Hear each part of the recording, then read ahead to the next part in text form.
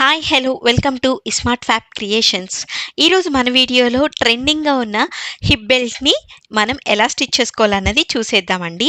ఇది టోటల్గా 42 ఇంచెస్ వరకు సెట్ అవుతుంది ఎవరికైనా. ఇక్కడ నేను మగ్గం వర్క్ చేసిన లెంగ్త్ వచ్చేసరికి 24.5 ఇంచెస్ వరకు ఉంటుంది. యూట్యూబ్లోనే ఫస్ట్ టైం అండి 18 ఇంచెస్ ఫ్రేమ్ని యూస్ చేసుకొని 24 ఇంచెస్ వరకు మగ్గం వర్క్ ఎలా చేయొచ్చు అన్నది చూసేద్దాం.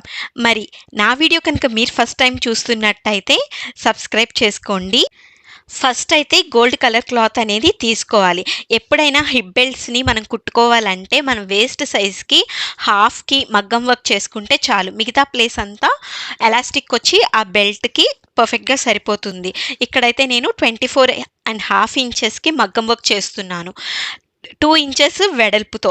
ఫస్ట్ డే మనము నార్మల్గా క్లాత్ ఉన్నప్పుడే లైన్స్ అనేవి డ్రా చేసుకోవాలి. ఎందుకంటే ఫ్రేమ్ మీద పెట్టేటప్పుడు మనం ఫ్రేమ్ ఫిట్గా ఉండటానికి క్లాత్ లాగినప్పుడు లైన్స్ అనేవి అటు ఇటు జరిగిపోతాయండి.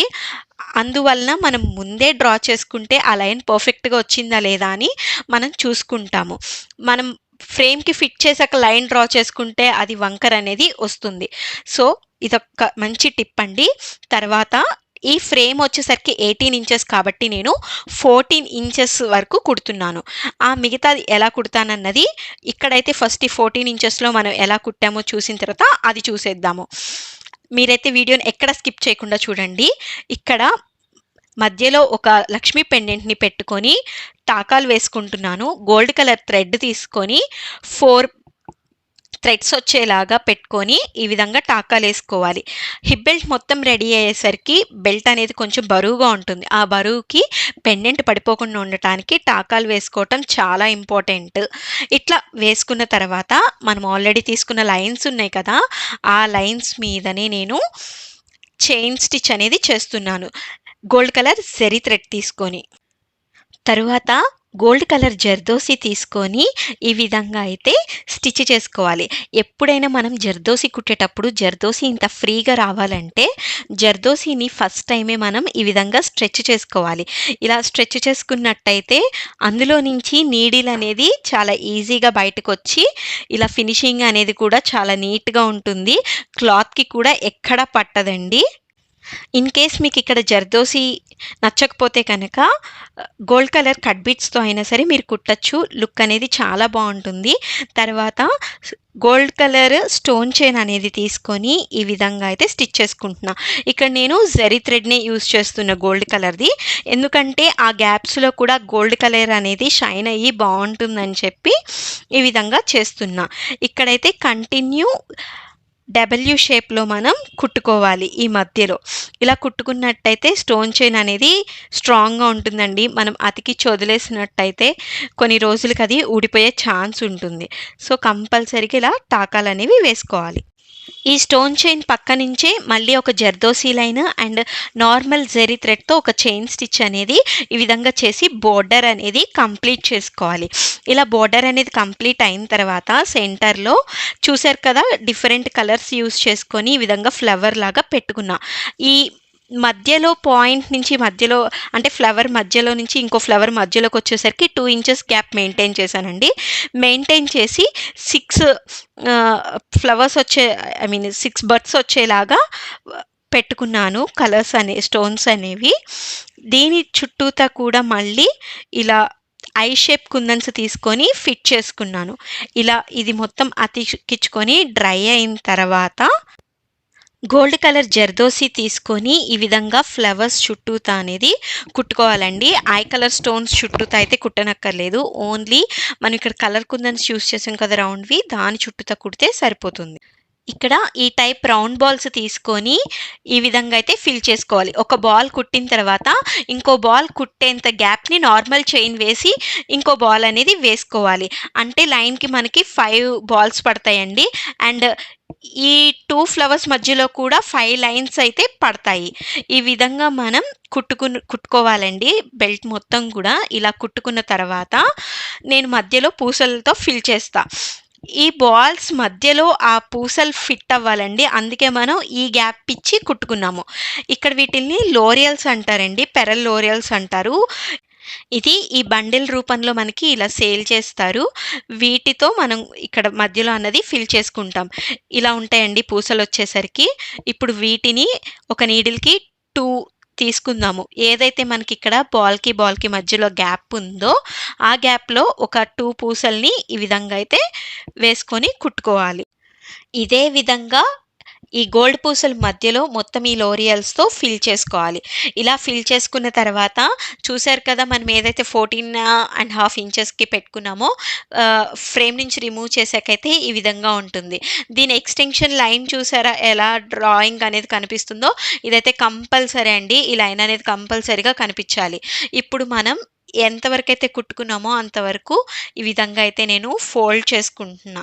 ఇలా ఫోల్డ్ చేసుకొని ఎగ్జాక్ట్‌గా మనం ఎక్కడి వరకైతే కుట్టుకున్నామో అక్కడ ఒక మిషన్‌తో ఎలక్ట్రిక్ మిషన్‌తో అండి ఆహ్, ఒక లైన్ అనేది పైనుంచి కింద వరకండి. ఓన్లీ బెల్ట్ వరకే కాదు. ఏదైతే మనం క్లాత్ తీసుకున్నామో ఎక్స్‌ట్రా క్లాత్ కూడా ఉంది కదా!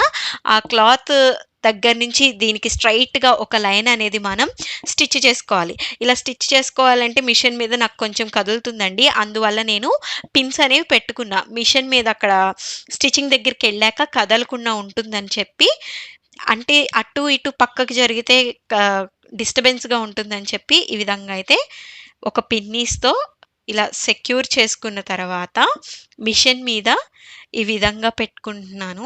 ఇది ఇక్కడ సింగిల్ పాదం తీసుకున్నానండి. డబుల్ పాదం పెట్టుకుంటే మళ్ళా మనకి స్టిచ్ అనేది కరెక్ట్‌గా దాన్ని ఆనుకొని పడదు. అందువల్ల సింగిల్ పాదం తీసుకుంటే స్టిచ్ అనేది దాని పక్కనే పడతదండి ఎగ్జాక్ట్‌గా. సో, ఈ విధంగా అయితే స్టిచ్ చేసుకోవాలి ఫస్ట్. ఈ విధంగా కుట్టుకున్న తర్వాత క్లాత్ మీద స్టిచ్ అనేది చూసారా ఎలా వచ్చిందో? ఇలా వస్తదండి. ఈ పక్కన ఎక్స్‌ట్రా క్లాత్‌కి కూడా మనం స్టిచ్ అనేది చేసుకోవాలి. అప్పుడే మనం ఫ్రేమ్ మీద పెట్టుకున్నప్పుడు అంతా ఈక్వల్‌గా ఉంటుందండి. ఇప్పుడు మనం వర్క్ చేసుకున్న ప్లేస్ అంతా చూసారా లోపలికెళ్ళిపోయింది. ఇప్పుడు మనం ఏదైతే బ్యాలెన్స్ వర్క్ చేయాలో ఆ ప్లేస్ మాత్రమే మనకిప్పుడు పైన కనబడుతుంది. సేమ్ ఇలానే మనం మళ్ళీ ఫ్రేమ్‌కి ఫిట్ చేసి దాని మీద కుట్టి మళ్ళా ఏదైతే స్టిచ్ చేసామో అది ఓపెన్ చేసినట్టయితే మనకి 24.5 ఇంచెస్ బెల్ట్ అనేది రెడీ అయిపోతుందండి. నేనిక్కడ చేసిన ఏంటంటే మనం ఏదైతే కుట్టామో అది మడిచి దాని మీదకి ఒక స్టిచ్ అనేది చేసేసాం. చూసారు కదా! ఇలా ఫ్రేమ్‌కి ఫిట్ చేసిన తర్వాత అయితే ఈ విధంగా కనిపిస్తుంది. ఇక్కడ నేను ఆహ్, ఇలా ఫిట్ చేసిన తర్వాత ఎనకాల చాలా బరువుగా ఉండి కుట్టడానికి ఇబ్బందయిందండి. అందుకే నేను ఏదైతే ఒక పార్ట్‌లో వర్క్ చేయాలనుకుంటున్నానో అప్పుడు ఆ క్లాత్‌ని ఇంకొక సైడ్‌కి పెట్టానండి. ఎందుకంటే అవన్నీ బరువుంటాయి కదా! ఆ మగ్గం వర్క్, ఆ లాకెట్ అవన్నీ. అందువల్ల దాన్ని నేను ఓ పక్కకి పెట్టి పిన్నిస్ పెట్టి దానికి నేను ఫ్రేమ్ పెట్టా. అప్పుడు నాకు ఒక సైడ్‌కి నాకు డిస్టర్బ్ లేకుండా నాకు హ్యాండ్ అనేది ఫ్రీగా ఉంటుంది. ఇక్కడ మనకు ఆల్రెడీ లైన్స్ అనేవి క్లియర్‌గా కనిపిస్తున్నాయి కదా! ఆ లైన్స్ మీదనే మనం మళ్ళీ బోర్డర్ అవన్నీ కుట్టి యాజ్ ఇట్ ఈస్‌గా మళ్ళా ఫ్లవర్స్‌కి ప్లేస్ అనేవి పెట్టి ఇందాక కుట్టిన విధంగానే ఫిల్ చేసుకోవాలి. ఇక్కడ మనం మిషన్ మీద కుట్టిన లైన్ అయితే కనిపిస్తుంది కదండీ! అది ఆహ్, 2 పార్ట్స్‌ని డివైడ్ చేసిన లైన్ కాబట్టి దాని మీద మనం కుట్టకూడదు. దాన్ని ఆనుకొని ఇటు సైడ్, అటు సైడ్ కుట్టాలి కానీ ఆ లైన్ మీద కుడితే మనం ఓపెన్ చేయడానికి రాదండి. ఈ పాయింట్ అయితే గుర్తుపెట్టుకోండి. యాజ్ ఇట్ ఈజ్ ఇంతకుముందు మనం ఏదైతే వర్క్ చేసుకున్నామో అదే విధంగా వర్క్ చేసుకున్నాము. సో, నేనిక్కడ ఫ్లవర్ పాయింట్స్ కూడా నేను ఇంతకు ముందే పెట్టుకొనున్నాను కాబట్టి జస్ట్ నేను హైలైట్ చేసుకున్నాను మళ్ళీ. ఇక్కడ కూడా వర్క్ మొత్తం కంప్లీట్ అయిన తర్వాత ఈ విధంగా ఉందండి. ఇందాక నేను ఎంత పిన్నీస్ పెట్టి సెక్యూర్ చేసుకొని స్టిచ్ చేసుకున్నా కూడా కొంచెం పైకి, కిందకి కదిలిందండి. కాకపోతే మనం ఆల్రెడీ లైన్ ముందే గీసుకోవాలని చెప్పాను కదా! అది గీసుకోవటం వల్ల యూజ్ ఇదేనండి. ఇలా కంప్లీట్ అయ్యేసరికి వర్క్ అయితే ఈ విధంగా వచ్చింది. ఇక్కడ మీకు ఆల్రెడీ కొంచెం ఓపెన్ చేసి చూపిచ్చానండి. ఇప్పుడు అదే విధంగా నేను థ్రెడ్ మొత్తం కూడా క్లియర్ చేసేస్తున్నాను. ఇలా క్లియర్ చేసిన తర్వాత ఓపెన్ చేస్తే మనకి 24.5 ఇంచెస్ బెల్ట్ అయితే ఈజీగా వచ్చేస్తదండి. మన ఇంటి దగ్గరే కూర్చొని మనకి ఎన్ని ఇంచెస్ కావాలంటే అన్ని ఇంచెస్‌తో మనం బెల్ట్ అయితే రెడీ చేసుకోవచ్చు. దీనికోసం మనకి పెద్ద పెద్ద మగ్గాలేమీ అక్కర్లేదు. ఇక్కడ ఇదొచ్చేసరికి స్టిచెస్ ఓపెన్ చేసుకునేదండి. ఈ టూల్ అనేది మనకి ఎక్కడ ఏ టైలరింగ్ షాప్‌లో అయినా దొరుకుతది. దీంతో నేను స్లోగా ఒక్కొక్కటి ఫ్రేమ్ మీద ఉన్నప్పుడే తీస్తున్నానండి. ఫ్రేమ్ మీద ఉన్నప్పుడైతే తొందరగా ఓపెన్ అవుతదని ఈ విధంగా అయితే ఓపెన్ చేస్తున్నాను.